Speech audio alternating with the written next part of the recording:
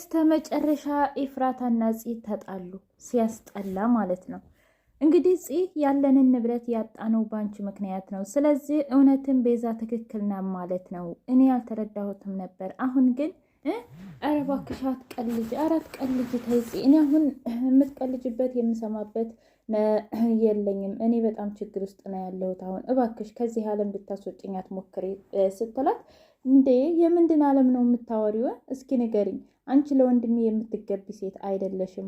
ሀብታችንን፣ ንብረታችንን፣ ድርጅታችንን ያጣነው በአንቺ ምክንያት ነው። ስለዚህ አንቺ ለወንድሜ አትገቢውም ብላ ቅስሟን ስብርብርብር አደረገቻት። ኤፍራታዬ በጣም ታሳዝናለች። የኔ ውድ ነገር ማለት ነው። እውነት ለመናገር እንደ ያፌት ያለ መጥፎ ሰው ፈጣሪ ይጠብቃችሁ። በዚህ ልክ ይሄን ያህል እንግዲህ ፍቅር መቼም ሁለት ሰው ተዋደው ተፋቅረው የሚያደርጉት ነገር ነው። ግድ ሚስቴ ካልሆንሽ እኔ ብቻ ፈቅርሻለሁ እንዴ? ፍቅር እኮ ከአንድ ጎን ብቻ አይሆንም።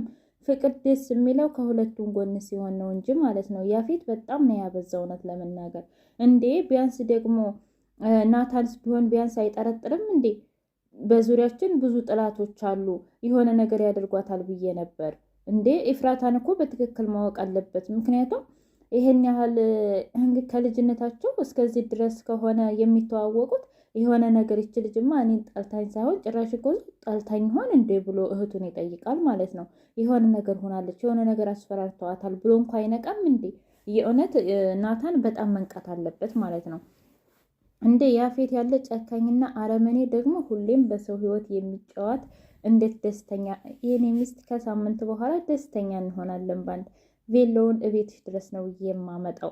ቆይ አንተ ግን ምን አይነት ሰው ነው ደግሞ? እስከኔ ምንድን ነው የምትፈልገው? አይ ቆይ ይህንን የምታደርገው ለምንድን ነው? ናታንን ለመግደል? አይ እንደሱ እንኳ አይደለም። ነገር ግን አንቺን ስለማፈቅርሽ ነው የማገባሽ። ነገር ግን በአንድ ድንጋይ ሁለት ወፍ ማለት ነው። ሰላም ውድና የተከበራችሁ የቻናል ቤተሰቦች እንዴት ናቸው? ሁሉ ሰላም፣ ሁሉ መልካም። እኔ እግዚአብሔር የተመሰገነ ይሁን ሰላም ነኝ። ለዚህ ቻናል አዲስ የሆናችሁ ሰብስክራይብ በማድረግ ቤተሰብ የሆኑ ነባር ቤተሰቦች ደግሞ ስለምትከታተሉኝ ከልብ አመሰግናለሁ። ሐረግ ድራማ እንደቀጠለ ይገኛል።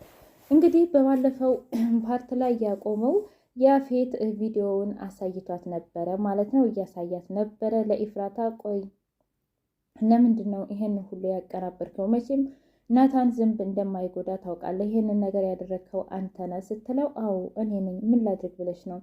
ስለዚህ ይሄን ነገር ይዘሽ ሄደሽ ለናታን የምትነግሪ ከሆነ ናታን በተለይ እኔ እንዳደረግኩት የምትናገሪ ከሆነ ነገር በፍጹም ናታን መስማት የለበትም። ከዚህ በኋላ ናታን እንዲርቅሽና ናታን እንዲጠላሽ ማድረግ አለብሽ። እኔን አፍቅረሽና እኔን ወደሽ እንዳገባሽ ነው ማወቅ ያለበት ብሎ እንግዲህ በይቻው ብሎ ተሰናበታት። በሌላ በኩል እዚህ ደግሞ ደውላ ወደ ቢኒያም ጋር እኔ በጣም ደብሮኛልና ልምጣ ብላ እንግዲህ በጣም እየተጫወቱ ነበር ማለት ነው። ከዛም በኋላ እስኪ ስላለፈው ህይወት ንገረኝ፣ ማለቴ ስለ ቤተሰቦች፣ ስለ ፍቅረኛ ስላለው ነገር።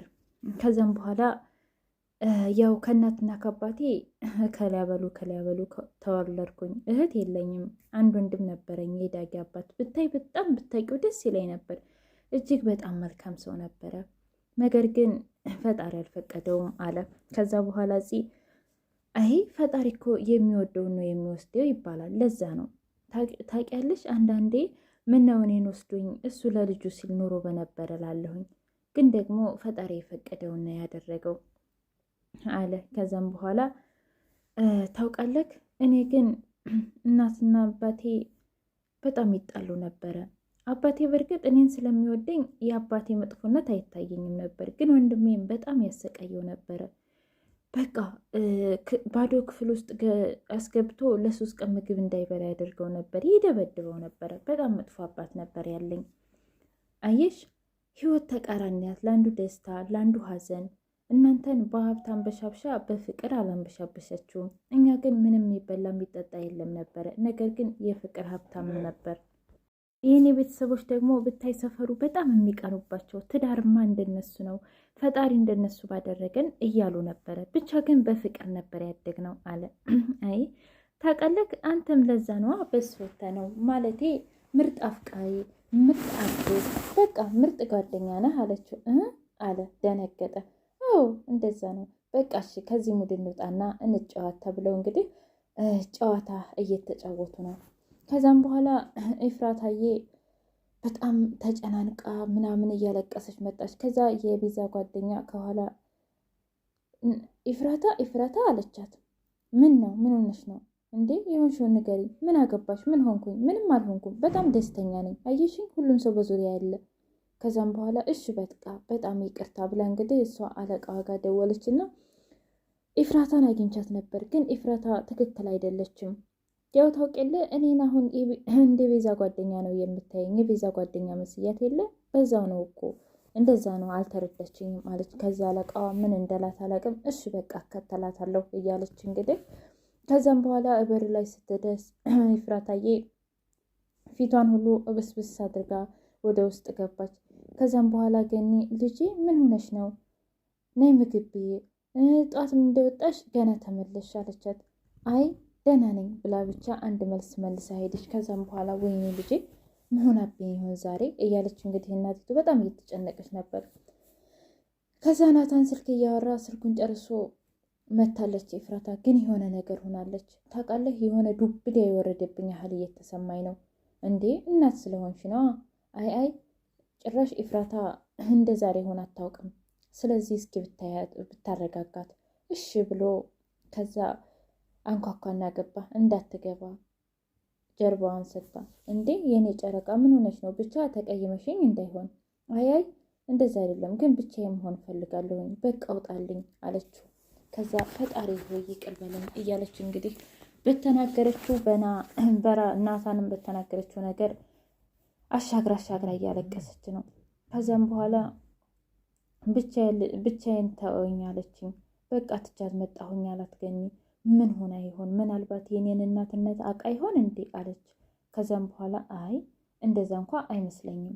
እና ታዲያ ምን ሆና ነው? ብቻ ግን አላቅም። ኤፍራታን እንደ ዛሬ ሆና አይቻት አላውቅም። በፍጹም ተቀያይራብኛለች። ከዛ መጣችና እሺ እንዴት ነሽ? ከማን ጋር ነበር የምታወሪው? እንግዲህ ናታን ያፌት ደውሎ ነበረ። እንዴት ነሽ? ቆይ አንተ ሰይጣን፣ አንተ ደግሞ አሁን ለምን ደወልክልኝ እንዴ? ለምንድን ነው የማልደውልልሽ? ሰርጋችን እኮ ሳምንት ነው። ስለዚህ የሰርጉን ሽርንጉድ እንዴት እያደረገች ነው? ቆይ አንተ ግን ከኔ ነው ምንድን ነው የምትፈልገው? ሲቀጥል ደግሞ ቆይ አንተ ማነህ? አይ እኔማ ያፌት ሰለሞን ነኝ። ያው የአባቴን ስምን ባልወደው እንኳ ያው ግን እጠራበታለሁ እያለ እንግዲህ ከራሱ ጋር እየተደሰተ ኤፍራታን እያናደደ ነበር። ከዛ ፍዬ እያለቀሰች መጣች። ምን ሆነሽ ነው? ከማን ጋር ነው የምታወሪው ስትላት አይ ምንም ከጓደኛዬ ጋር ነው። እሺ ግን አንድ ነገር ጠይቅሽ። ምንድን ነው? አንድ ጊዜ አቅፌሽ ላልቅስ አለቻት። ግን እኔም አብሬሽ አለቅሳለሁኝ። ከዛም በኋላ እሺ ብለው ሁለቱም ተቃቅፈው እንግዲህ እየተላቀሱ ነበረ። ከዛ በኋላ ሄደችና ለወንድሟ እሺ አንቺን ሳናገረችሽ? በእርግጥ እንደ እናንተ አላባረረችኝም። ቆይ ግን ምንድን ነው? ሲቀጥል ደግሞ እንዴት? አይ ኤፍራታ አለዛሬ እንዲሆናብኝ አታውቅም። ምክን እንዴ ከዚህ በፊት ተጣልታችሁ ታውቃላችሁ እንዴ? አረ በፍጹም ተጣልተን አናውቅም፣ ግን ዛሬ በጣም ትለያለች። አይ እንግዲህ ያለ ነው፣ በሆነ ነገር ተናዳም ሊሆን ይችላል። ደግሞም እሷ ላንተ እኔ ለእሷ ነው ትሎ የለ እንዴ አለችው። እንደው በቃ ሰው መጣላት የለበትም ማለት ነው እያለች እንግዲህ እያጽናናችው ነበር። አዎ ለነገሩ ምን ይደረግ ታውቂያለሽ፣ ኤፍራታ ብዙ ነገር አሳልፋለች። በዙሪያችን ብዙ ጥላቶች አሉ። ማለት የምን ጥላቶች? አለ አይደለ ቤዛን ያገባኋት ኤፍራታን ለማዳን ብዬ ነው። ኤፍራታ ታግታ ነበር። ምን? አዎ ታግታ ነበር። እሷን ለማዳን ብዬ ሀብትና ንብረታችን ተወሰደብን። እሷን ለማዳን ብዬ ቤዛን አገባሁ። ከዛ ደነገጠች በጣም እና ያ የሄድኩበት ቤት ውሸት ነበረ ማለት ነው? አዎ።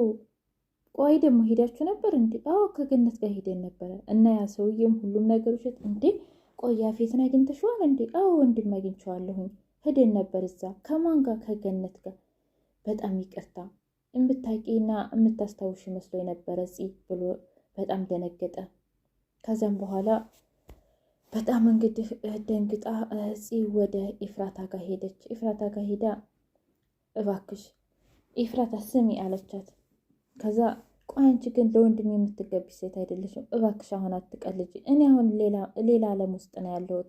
ስለዚህ እሱን ለማጽናናት ብለሽ ከሱ ሚት ለማውጣት ብለሽ እኔን የማይሆን ነገር እንዳትናገሪ፣ አትቀልጅ አለቻት። የምን ቀልድ ነው? ታውቂያለሽ ቤዛ ያለችው ነገር ትክክል ነበር። ለወንድሜ አንቺ አትገቢው ነበር።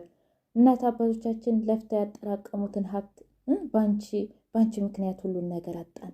ታውቂያለሽ እጣላሻለሁ። በፍጹም አንቺን ልወድሽ አልችልም። በፍጹም አንቺን ልወድሽ አልችልም አለቻት።